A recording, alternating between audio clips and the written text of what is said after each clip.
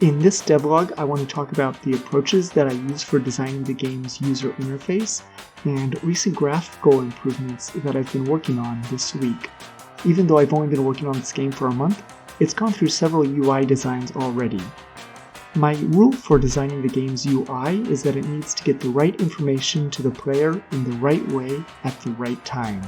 So what this means is that it should show the relevant information and options in an intuitive way without overloading the player with information. I try to make the UI require as few player clicks as possible, and whenever I'm putting in a button, I always ask myself if there's a way that I can make this action work without a button click.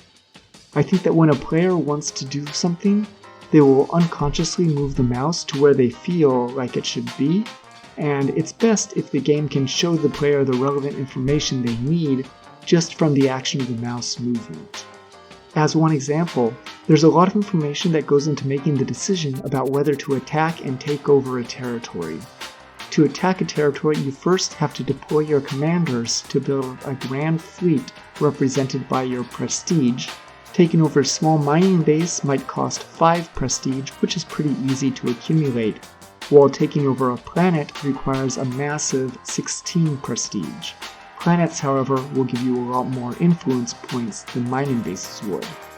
Each territory also has a governor belonging to a certain political party as well, and that governor will give certain effects based on their party. Letting the player get all of this information just by mousing over a territory rather than clicking on it reduces some of the work that's put on the player.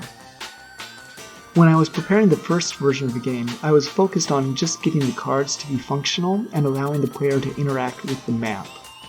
All of the visuals are placeholders that I just threw together very quickly, but this version of the game still contains all the information that a player will need.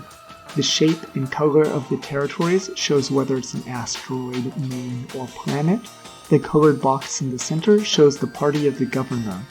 Mousing over the territory brings up detailed explanations about this information.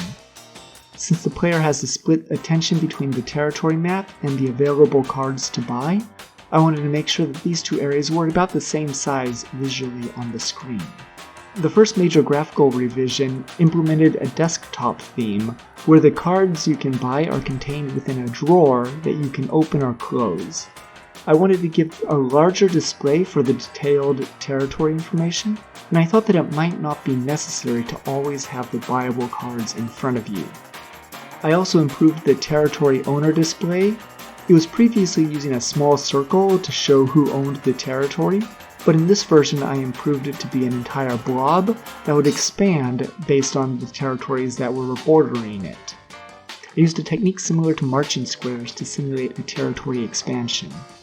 Normally, marching squares uses a tile map or sprites to model all 16 or 32 or however many territory variations are possible.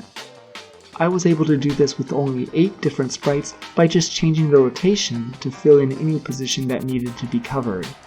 But I wasn't happy with this version of the territory because it was very static and it was difficult to manage in the code. I spent this week doing a second revision of the UI.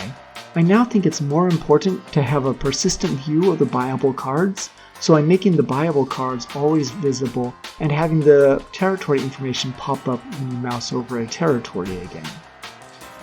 I'm also getting rid of the desktop theme in favor of a more abstract, traditional UI. I don't think that the desktop theme made the game experience any richer, and it took up a lot of space. The other huge change this week is that I'm eliminating the sprites that represented territory ownership, and instead I'm using Godot's custom drawing to draw territory ownership. This will be more flexible and look better. I had a lot of trouble getting the territory of different parties to meld together like ocean zones, rather than directly overlapping, and I could do a whole video tutorial devoted to just how I implemented this territory drawing, if anyone is interested. I put the control buttons on the left-hand side of the screen because that's where I found my mouse was spending most of its time. The most frequently used cards appear on the left-hand side of the player's hand, while the less used advisors are on the right-hand side, so it's easy to reach the options if they're on the left.